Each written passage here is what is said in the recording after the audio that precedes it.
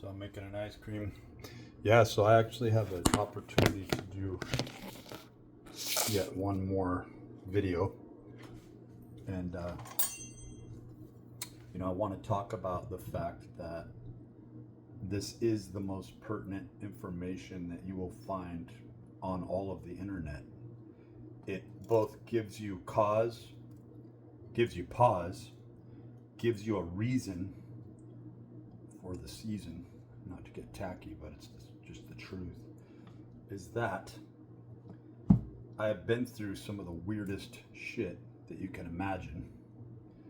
And I came out a long time ago with the solution that you're only going to find valuable when everything else is gone.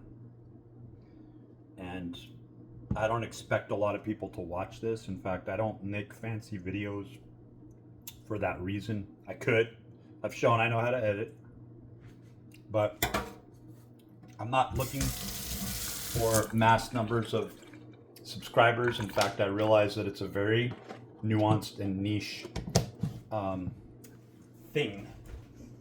event to even want to build your soul up at all. That if people felt like for a moment, cookies and cream, make yourself happy. There, have a look.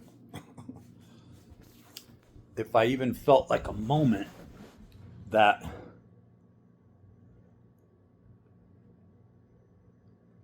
there was any doubt, and we all go through this course of discovery where we have to realize that there's even an invisible host that's basically asking you, have you really come to rock bottom? Because once you get to this place, you will literally be torn apart if your true self isn't the only thing that comes along. And so you're going to have to leave all the baggage here. And even if we get down to one last little cell that is truly you, or even a smidgen of that, that is powerful. So that's where I came up with an EPL, the flicker. It's this positive energy of hope that exists everywhere, all the time, all at once, but it travels everywhere and affirms and authenticates every place. And in its last portion of visitation, that is our first unit of the measure of time here, in the now. I have way better descriptions on this and writing that I've done over the years. You can look up on Esoteric Principles of Light. You might even be able to find things when I was going through some of this crazy ass stuff. Between 2012, and it really started, it's been, I'll go back, I'll go, no, it was like 2011. And then I'll go back and go, no, man, you were going through this in 2009. And then when I'm really, when it comes to me, I'm like, you've always been going through this. You just didn't really, you turned yourself off from it.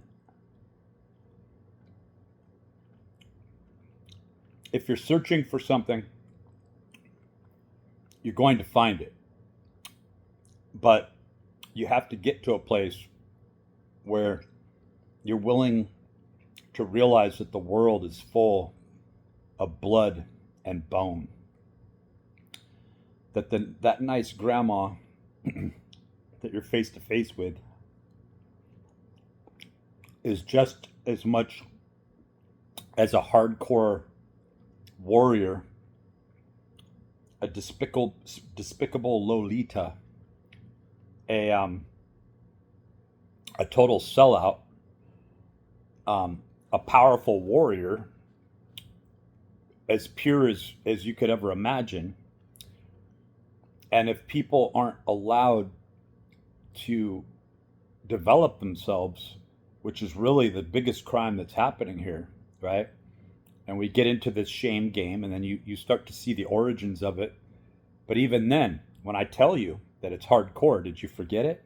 Like when you're thinking about Catholicism and you're going, wow, that's terrible. They guilt trip people and then they make you feel ashamed. Oh, they were smacking kids' knuckles. They were beating people. They were even, it's like, yeah, did you think the Catholic Church would be any different than anything else in this crappy rock?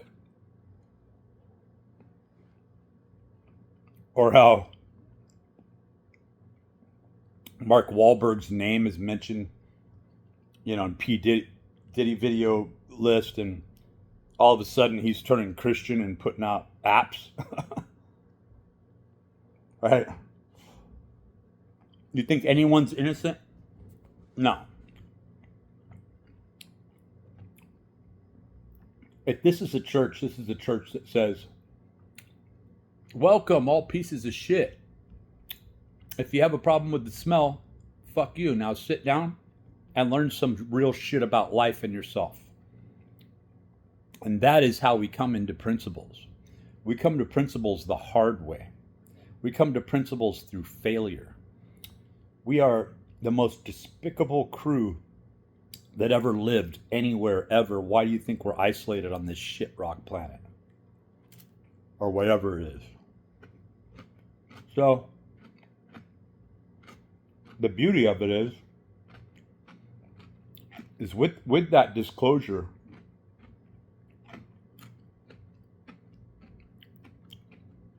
it's a total forgiveness of self and the realization that a community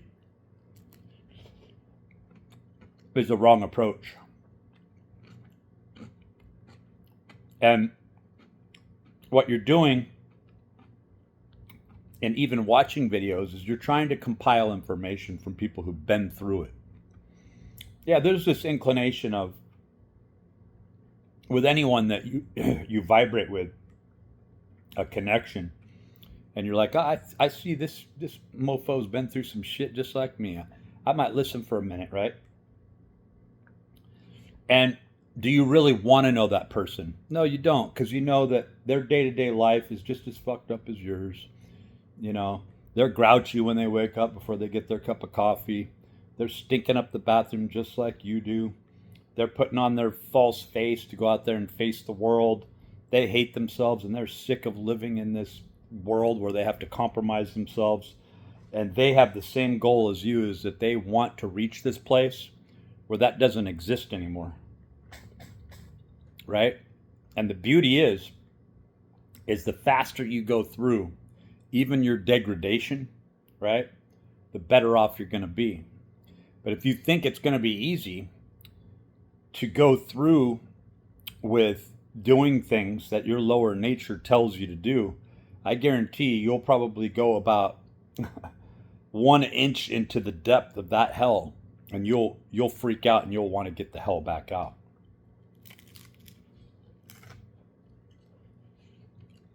I'm here right now, sloppily eating an ice cream cone, and I've been through that literally, figuratively, philosophically, metaphysically, in every way. And when you want truth, you better be prepared for the total truth, because you're going to have to face yourself. And a lot of times this is called like the dark night of the soul. But that's the G-rated version. Really look at it. Look at your whole life. Don't base it just on successes and failures. Look at the truth, the ominous truth. Because even then, and this is why these initiatory programs exist, is the fact that when you come back out, you're not seeing Have Nagila Hava, but you just might on an open highway out there in the cosmos when you're walking all on your own, and you realize that you're never truly alone. even when you think you're in the abyss all alone, there's others who have been alive who are feeling that same way. And it's in that commonality that maybe we find ourselves here. That maybe this was a test all along. Before we jumped into those little bodies, or who knows how it is, maybe we stimulated the act, all right, of our own birth, our own procreation. Who knows how it works? Like Rosicrucianism is some pretty freaky shit. All these religions are. But think about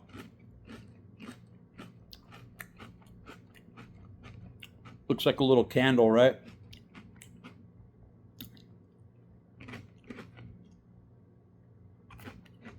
Think about ourselves walking,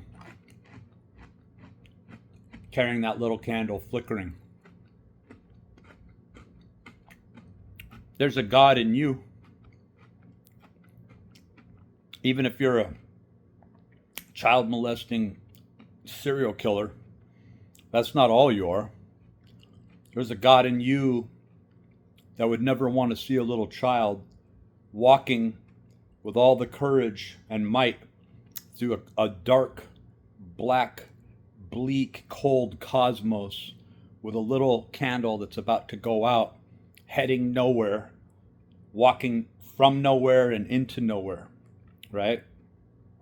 And so we collectively come together for a divine purpose and a divine reason. And one could say that collectivity, when we finally find that within ourselves, we find God, and that do you really want to spend time with a God or an aspect of God that doesn't know itself and is invariably going to be a devil? I want to know, what I'm a part of. And this singularity, it was a very interesting concept, but there's always a forgery to everything. That's one thing you can always look for wherever you are and whatever you're doing, is there is always a shortcut. There's always an easier path.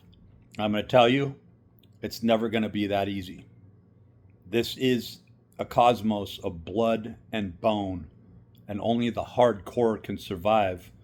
But the beauty is, in the end, everybody can survive. But it's going to be a long, hard road.